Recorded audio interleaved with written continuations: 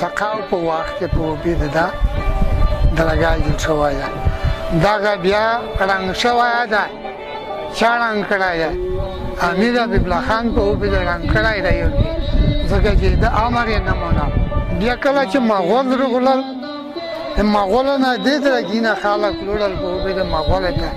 مغول ته اولین شکست چې ورکړی دی دغه تڼیو ورکړی دی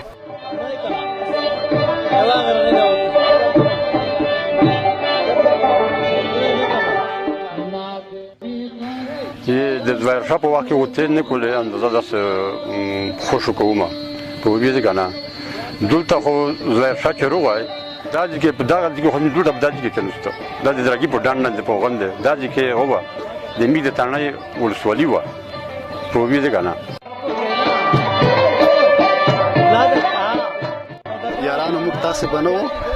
تل به درګی وي تل به یې لنډې ډکې وي نه او بله لنډۍ چې هغه هم هغه د وخت مطابق ویله شوې ده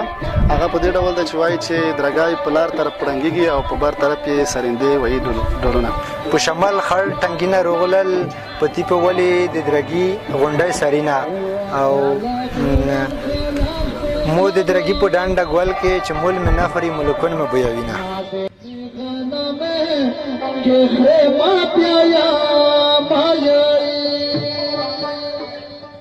لرغونې ډنډې دي پخوانی دي